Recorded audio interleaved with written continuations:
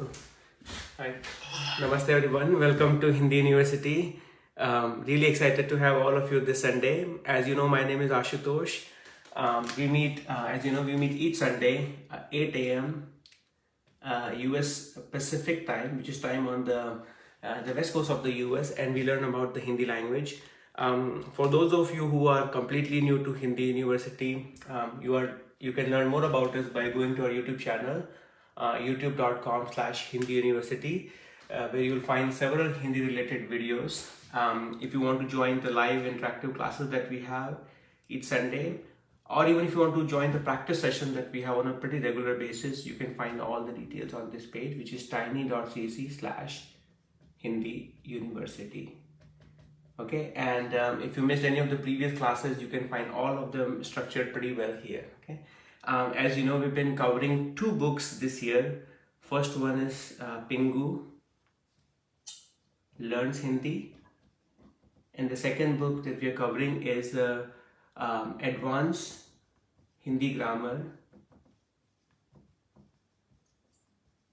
by Usha Jain.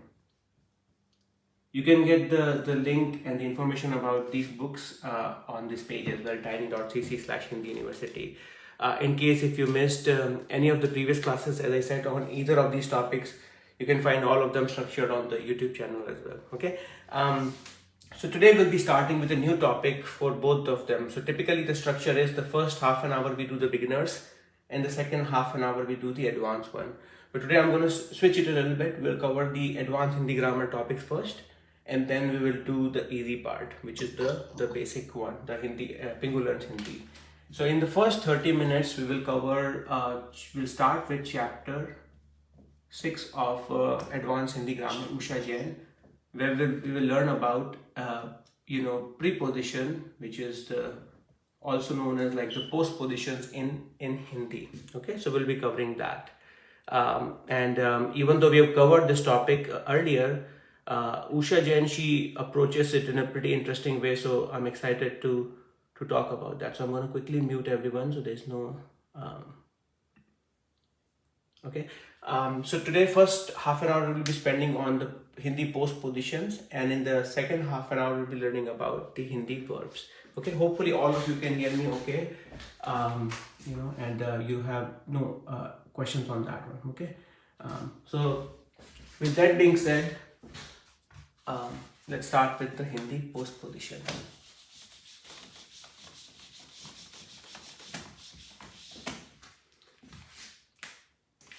So when we spoke about, I think I'm going to give a quick refresher on that. So when we learned about, Hindi postpositions,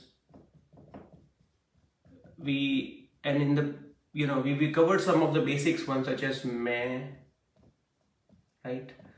And then we also covered, say, which is from. Like when you say मैं India से हूँ or मैं Delhi में हूँ. These are the basic use cases of some of the postpositions that we have covered. We have also covered like the postpositions like ka, ke, and ki. So at a very fundamental level, these are grammatical constructs which shows relationship between noun and pronoun in a sentence with the other words in the sentence. Okay, so an example would be Rita's son. Okay, so in English you have apostrophe s. In Hindi you will say Rita ka ladka or Rita ka bacha. Right, so this ka is sort of showing the relationship here between two nouns that you have. Okay, so that's basically the postposition. In English, these are preposition because they come before the noun or the pronoun. Right, so you have in Delhi or from, let's say, Paris. All of them are coming before the noun here. Right, so that's why they are called preposition. But the same thing in Hindi, when you write it down or say it, you will say Delhi se, or Delhi mein in the first one, or from Paris is Paris se. So they're really appearing post the nouns that you have here. That's why it's postposition. Okay. So Usha Chan says that you can really structure them based on certain criterias. And she says like you can really have a group of postpositions that can be used with destination. So it's basically postposition with destinations. Okay, with destination. One more minute. And she gives an example that postpositions of destination.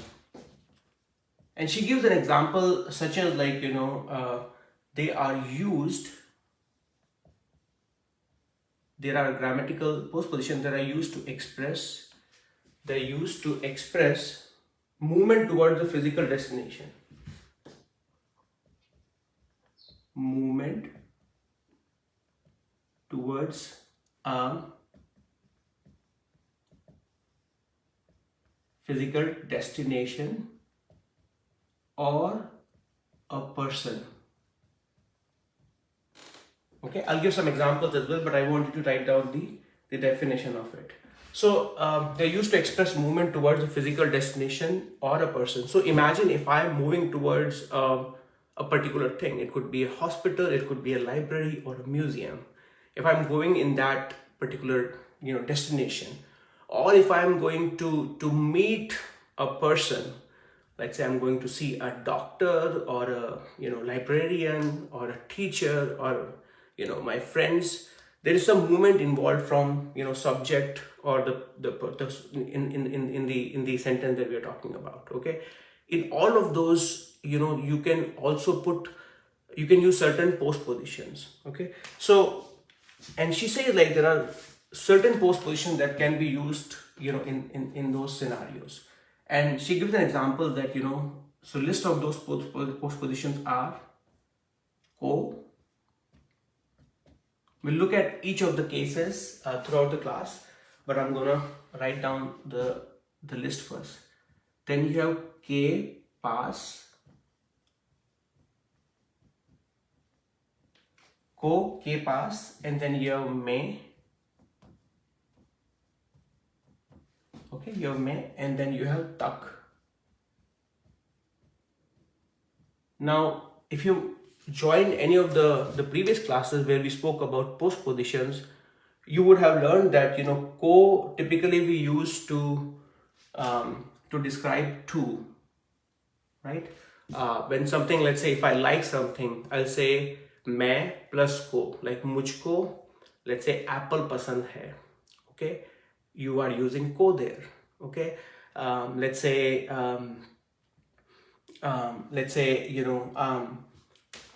in addition to that, I have other cases where I want to say that I know, like to me something is known, like मुझको पता है. Okay, similarly, let's say I'm sick or something like that, like then I want to say to me there is a fever, मुझको बुखार है. Okay, you are really using को there as to, but in this case we'll be using the advanced usage of it.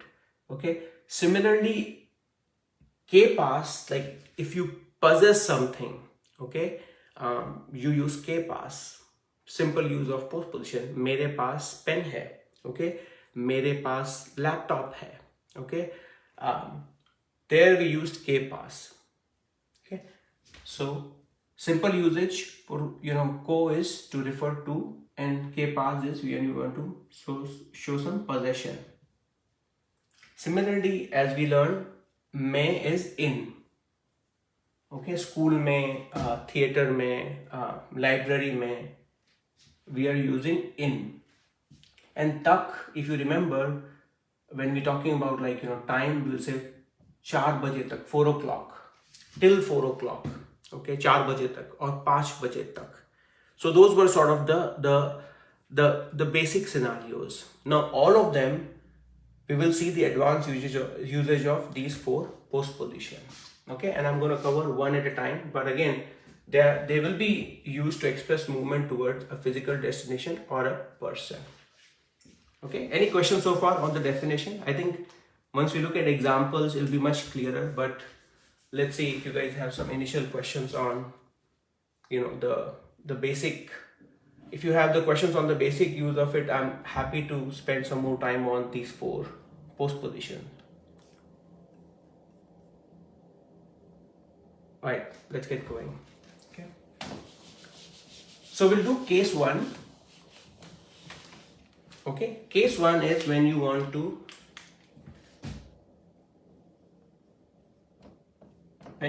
express movement towards a physical location or destination. I'll start simple. Let's say your example is let's go to our house.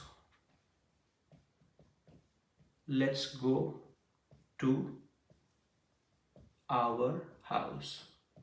In this case, if you look at it, it's really the movement towards our house.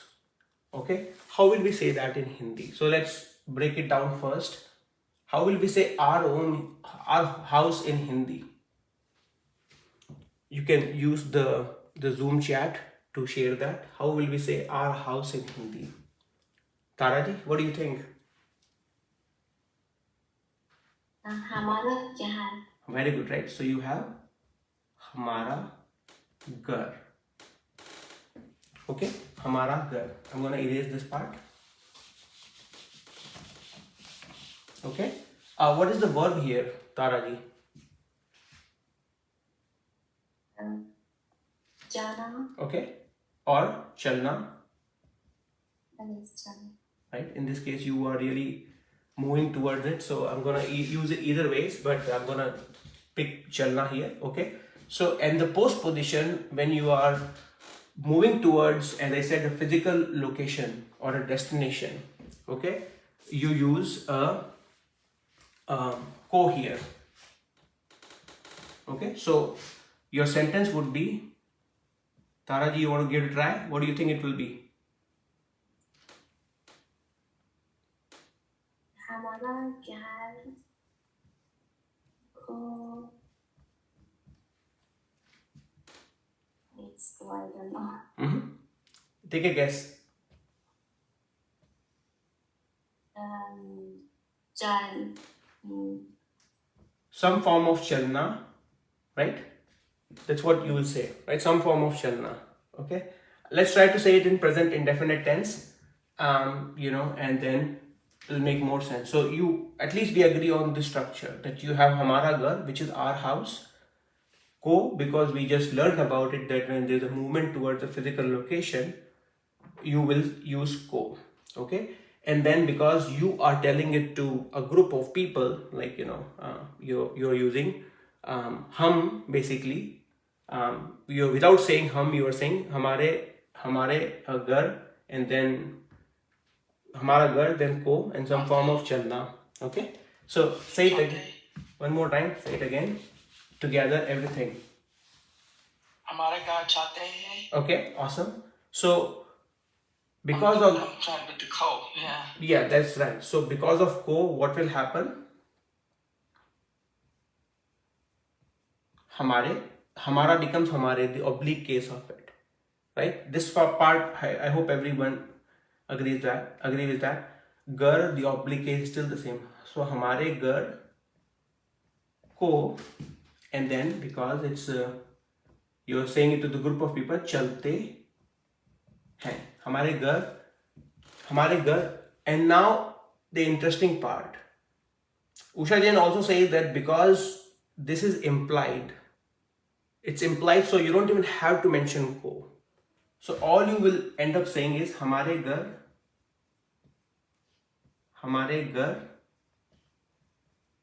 chalte hain. Hamare gar chalte hain. Okay, hamare gar chalte hain. I think it's just one. Hamare ghar chalte hain. Based on how you're saying it, but let's stick with that. Hamare ghar chalte hain. Hamare ghar chalte hain. Okay. So let me recap it again. First is you start with our house, hamara ghar. Okay. Plus there is a post position which is implied here because you are moving towards, or you're telling people to move towards the house. ko, then it's the form of chalna. Try not to worry about the form of chalna right now. Focus on this one. And because of this ko, the things coming before the post position will change into the oblique case. Okay, so hamara becomes hamare, and then you have hamare ghar chalte hain, and then you're dropping ko because it's really implied that that you don't even have to mention hamare ghar chalte hain. Okay, similarly, And I think wouldn't it be the nasalized hey because of the plural let's? so that is correct. That is correct. That is correct actually, right? I mean, but that is correct. Like if you want to sort of like show it, what she's saying is it's hai with the dot. Hamare ghar chalte hain. That's correct. Okay. Similarly, if you want to tell a group of people, or like let's go to school, or you tell your friends, how will you think of it? Think of it as like a pattern. And if you want to say the same thing, let's go to the school. All of you can write it down. Like you have this one, hamare ghar chalte hain. Okay, let's say you have to say the same thing, but let's go to our school. How will you say that? Or let's go to the school.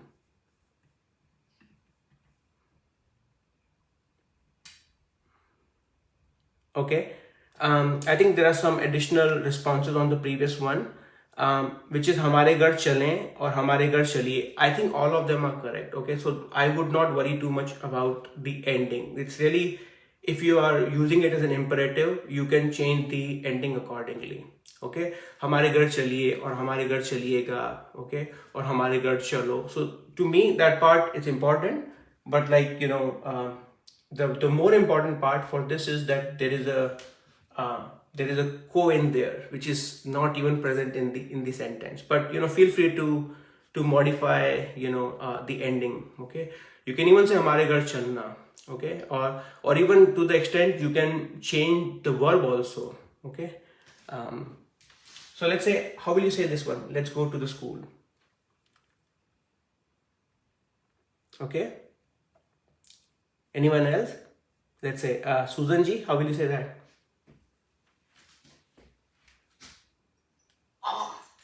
विद्यालय First say this one.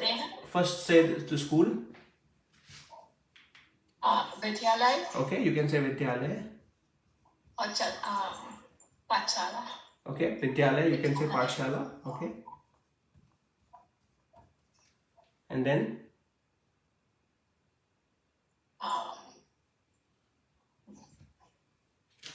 it will still be the same thing. Chalte. Yes. Chalte hain. chalte hain. That's correct. Right? If you are this part, I'm least worried about it because you can change it, right? I mean, because I wrote it in a way, you probably thinking that I should say it in a a particular sentence, but you can take luxury. You can say school chaliye. Okay, or school chalna hai. I mean, ending it's to me right now. The moment I change this one, you will be okay with that. But again, like there is an implied ko there, which is not written there, but it's understood that there is a ko there. So school chalte hai, hamare ghar chalte hai, and theater chalte hain, or railway station chalte hain. All of those are basically showing the movement towards a physical location. Okay. Let me write down some more examples because it could be a little bit strange that there is no ko there, yet the oblique form of the nouns are being used there. Okay, imagine you have railway station.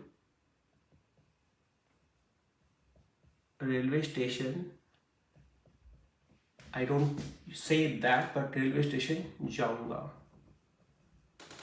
Okay, it's really, there is an implied ko there. Okay, railway station jaunga. I'm talking about myself. मैं railway station jaunga, which is I will go towards railway station. Okay, I'm going to write down some more examples and I'll take your questions. Okay, so John museum जाएगा. There is really ko there, but that's implied, and it's understood that there is, not museum. John museum jayega. Okay. You have Sarah office gayi. She went to the office. Okay, Sarah office gayi. Similarly, you have कल मैं library को जाऊंगा. You don't have to say ko in any of them, but that's how the sentence will get structured. Okay. There are some questions here, so I'm going to take one at a time. JD, you want to ask a question? Yes, Ashu Ji. Can a person use ko there if you wanted to? I mean, you can use it. You can use it. मैं कल railway station को जाऊंगा. You can use it if that makes you, more confident, or that helps you a little bit. You can use it. But generally speaking, you will not really see it in the sentences. But there is a code there. There's definitely code there, and the fact that in this case these don't have any oblique cases, but if you are using it in a way, they will change it to the oblique cases, right? Yeah. Like Sarah, if you want to say apna office will become apne office. Sarah apne office ko gayi. Okay, or Sarah apne office gayi. Any other questions on this one? Ashu Ji, is it because like railway station and museum thing? Is it because it's inanimate object? It's a what? Inanimate. I mean, the question is like, is it because it's inanimate we are not using ko? Is that the question? Or is it because, ask one more time, maybe it'll help me understand. Yeah. Is it because it's inanimate that you can leave out the ko, but it will still be implied? That is correct. But in this case, that is correct, right? I mean, that's, if you go to the Rupert's explanation, like he talks about because these are the inanimate objects, you are really, leaving out the ko here. And if you add on top of it, like what Usha Jain is trying to say, there is some movement towards that inanimate objects. But you are right there, Susan Ji, that because these are there is no person involved there, right? That's why you're dropping off the ko. Any other questions, thoughts, comments? Any additional examples you can think of?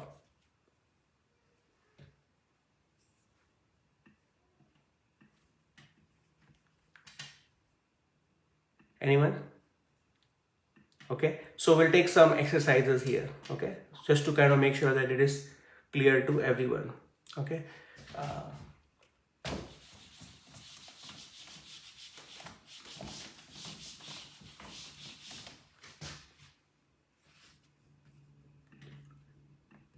Okay, so the examples I have is, let's go to their farm.